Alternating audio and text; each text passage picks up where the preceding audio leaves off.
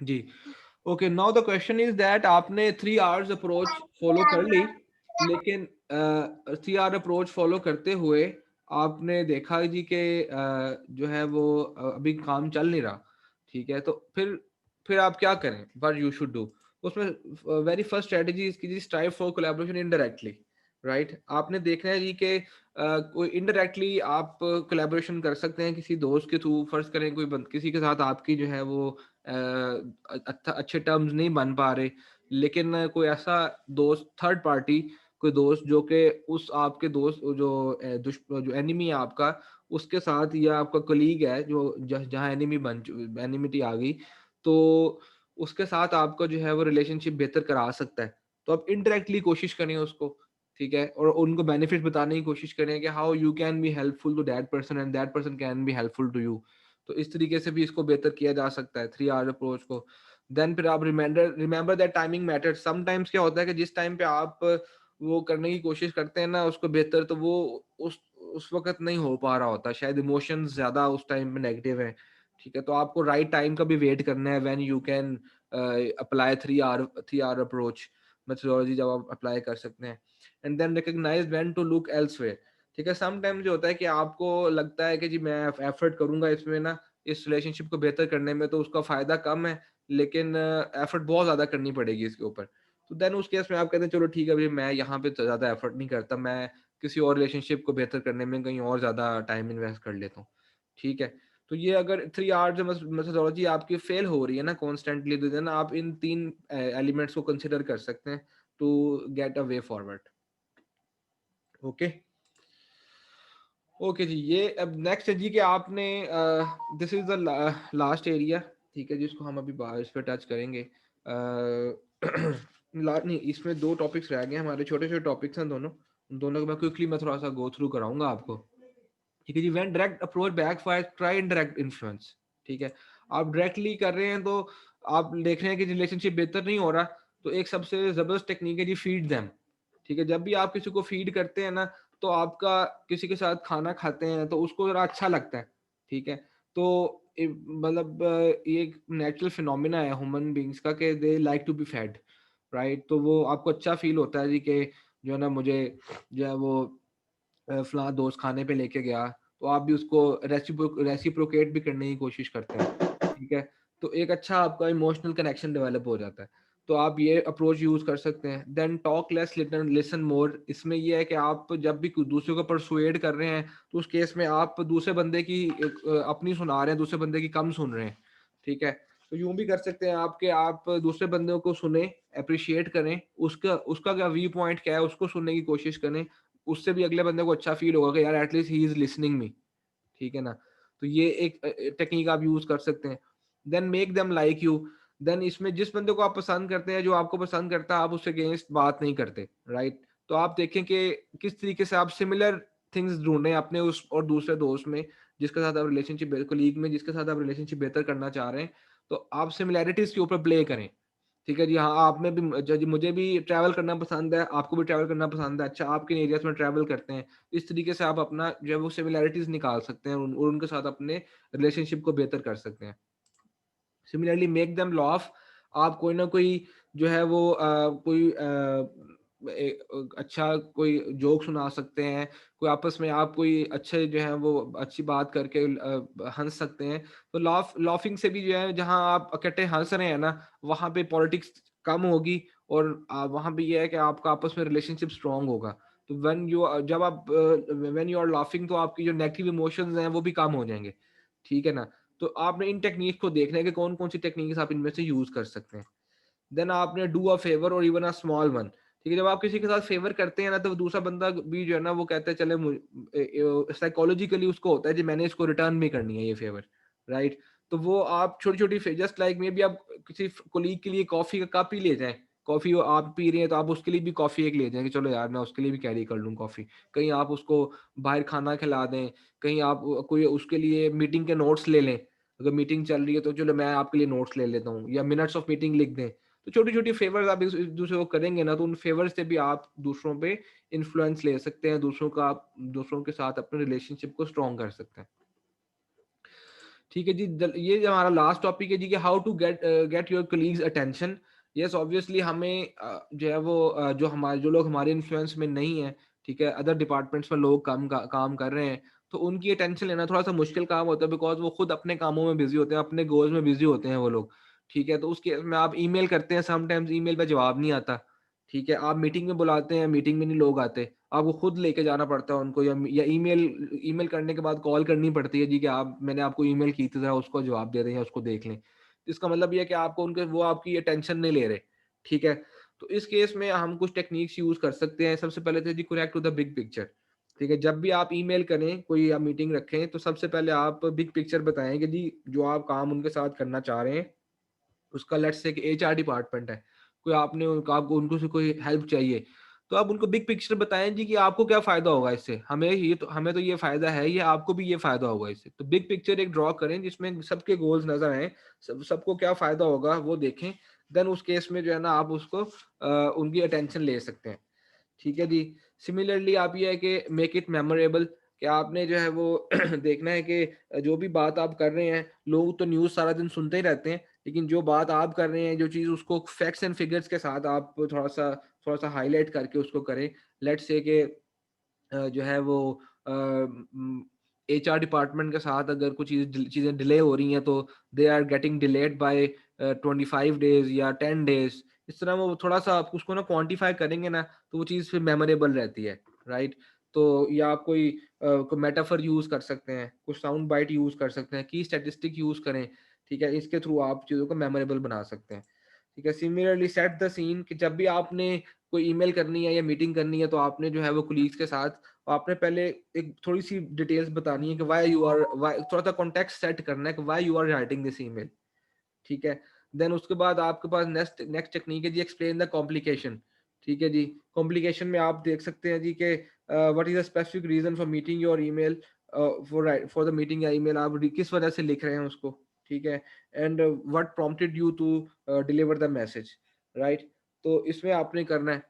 And then last आपके पास है जी refocus your audience attention, कि आपने जब भी मीटिंग खत्म हो रही है या ईमेल आप खत्म कर रहे हैं लिखने, तो ईमेल में लास्ट में आपने अटेंशन को रीड्रॉ करना है, ठीक है? आपने अपना जो मेन प्रॉब्लम था, जिस जिस वजह से आप ईमेल लिख रहे हैं या आपने मीटिंग कॉल की थी, तो आपने उसको दोबारा रीइट्रेट करना है, ठीक है? ताकि आपका मेन जो फोकस जिसकी वजह से आपने मीटिंग कॉल की थी, वो ना डिफ्यूज हो जाए।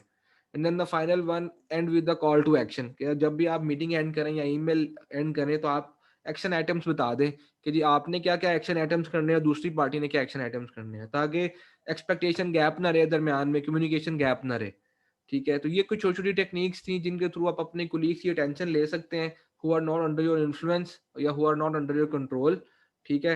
इसके थ्रू जो है आपका रिलेशनशिप भी बेहतर होगा, आपकी मिसअंडरस्टैंडिंग्स कम से कम होंगी, और आप अपनी ऑफिस पॉलिटिक्स को भी मैनेज कर सकते हैं। See, this was overall session of how to manage your relationship with your colleagues. ठीक है, अब आपको कोई क्वेश्चन है तो आप मेरे से पूछ सकते हैं।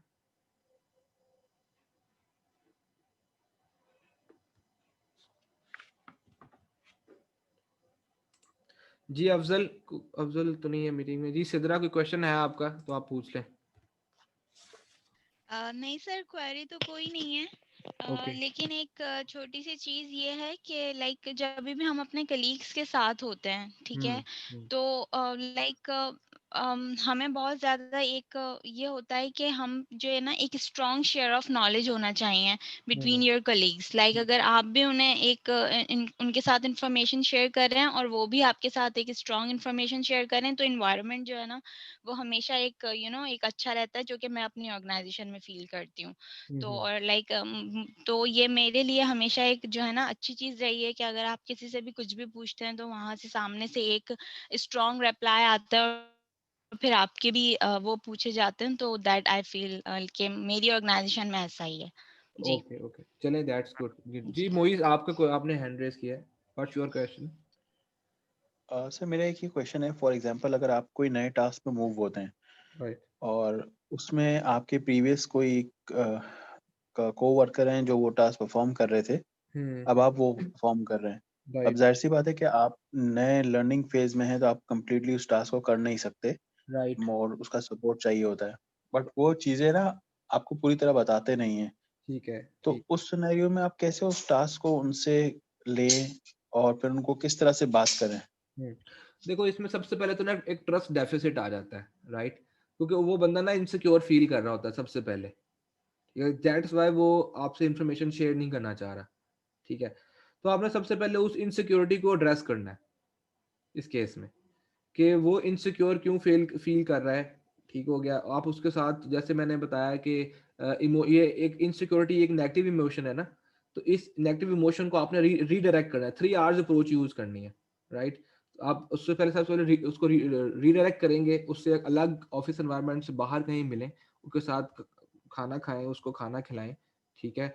देन उसके बाद उससे उस पर बात करें कि यार देखो जो है ना, ये हम दोनों का म्यूचुअल बेनिफिट है, म्यूचुअल गोल है, कोई मसला नहीं है, ठीक है? अगर मेरी प्लेट में एक टास्क आ रहा है तो तुम्हारी प्लेट में भी नए टास्क आ रहे होंगे ना, मे बी वो बंदा ओवरलोडेड हो, उससे टास्क इसलिए निकल के आपके पास आ रहा है, या शायद वो अंडर परफॉर्मर हो, आप हाई परफॉर्मर है फिर आपके पास आ रहा है।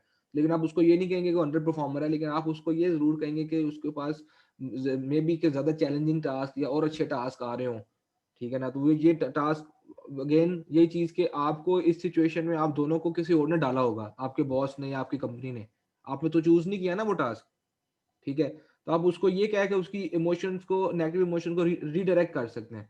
देन आप म्यूचुअल बेनिफिट में क्या कर सकते हैं, रेसिप्रोकेट कैसे करें कि आप भी उसको कोई चीज सिखाएं, कोई आपके पास ऐसी चीज है जो कि आप उसको सिखा सकते हैं तो आप वो भी उसको ऑफर करें, ठीक है? तो इस तरीके से आप लोगों का रिलेशनशिप भी स्ट्रांग हो जाएगा और वो इन्फॉर्मेशन भी निकल आएगी वहां से। सर इसमें मैं एक चीज ऐड करूं अगर। जी जी। सर मुझे ऐसी सिचुएशन में जब आप एक कलीग के साथ काम कर रहे होते हो और आपको वो टास्क नया मिलता है, तो जो मुझे एक चीज मुझे लगती है वो ये है कि आप अपना पूरा रिसर्च वर्क करके जाएं, हाँ जी, ठीक है? बिल्कुल ताकि सामने वाले को ये ना लगे कि ये तो बिल्कुल मेरे ऊपर डिपेंडेंट है और इसको तो कुछ आता ही नहीं है, इसको तो सारा बिल्कुल मैंने ही बताना है। तो बिल्कुल आप ऐसा अपना इतना स्ट्रांग रिसर्च करके जाएं कि सामने वाले को लगे कि नहीं, ये है बंदा जिसको अगर मेरा काम दिया जा रहा है तो ये संभाल लेगा। मानेगा। और दूसरी एक और चीज है यार, वर्ड से इसमें सर। बिल्कुल ठीक रहेगा, बिल्कुल सही कहा आपने। और इसमें एक और चीज है, आस्क क्वेश्चन। जब आप मल्टीपल क्वेश्चंस आस्क करेंगे ना उस बंदे से, तो वो जवाब देगा फिर multiple, what, when, how, where, who, इस तमाम डायमेंशंस में घुमाए फिराएं जी उसको। जी तो जब ये व्हाट, व्हेन, जी। वेयर, हाउ में आप घुमाएंगे ना उसको, हाउ में उसको डिस्क्राइब करना पड़ेगा, व्हाट में बताना पड़ेगा, तो वो कुछ ना कुछ इंफॉर्मेशन बाहर आएगी। लेकिन स्टिल वो इनसिक्योर फील कर रहा होगा, तो वो आप शायद 100% इंफॉर्मेशन ना ले सकें। लेकिन जो मैंने आपको 3 आवर्स हम्म। अप्रोच बताई है ना, उसके थ्रू आपको ज्यादा फायदा हो सकता है। ठीक है मोहित, आपको समझ आई या फर्दर कोई क्लैरिटी चाहिए इसमें? हाँ सर, तकरीबन समझ आ गया। बस सिर्फ ये है कि फॉर एग्जांपल जैसे कि ना सिनेरियो ऐसा है कि जैसा आपने बताया वैसी कोशिश तो बिल्कुल है, ठीक है। बट बाज़ औक़ात ये होता है कि ना आप कोशिश पूरी करते हो मगर वो आपको बताने की बजाय वो किसी और को बताने में कंफर्टेबल होता है। हम्म। मगर आप जब काम कर लेते हैं, तो हम्म। वो एप्रिशिएट करता है कि ठीक है, हाँ, ये सही है। मगर हमें आपको नहीं पता चलता कि वो पीछे से जाके फिर आपके बॉस को बताता है कि देखो इसने ये मिस कर दिया, इसने हाँ, ये मिस कर दिया, इसने ये नहीं किया, इसने वो नहीं वो तो किया। देखो एक तो इसमें एक मतलब ट्रस्ट डेफिसिट है। वो कोलीग ऐसा है ना जो हुँ, कि जेलस होता है, राइट? तो एक तो जेलसी का एलिमेंट हाँ। होता है, मैंने जैसे बताया था कि ऑफिस पॉलिटिक्स जेलसी की वजह से भी आती है, ठीक है? और एक मगर सर वो जेलसी ना ज़ाहिर नहीं करता। वो सिर्फ ये है कि उससे टास्क है ना उसने खुद ही हैंडओवर किया है, हम्म। ठीक है? और आप वो टास्क परफ़ॉर्म कर रहे हैं। अब ज़ाहिर-सी बात है कि जब आप टास्क परफ़ॉर्म कर रहे हैं, तो उस टास्क में आप न्यू हैं, तो आप कुछ चीज़ें मिस ज़रूर करेंगे। तो बिल्कुल। वो आपको बताने की बजाय वो आपके बॉस को जाके बताता है कि देखो इसने टास्क मिस ये ये देखो ना, चीज़ें मिस कर उसमें दी। बेसिकली वो पॉइंट स्कोरिंग करता है ना, और कुछ भी नहीं है। ये पॉलिटिक्स का पार्ट है, पॉइंट स्कोरिंग, राइट?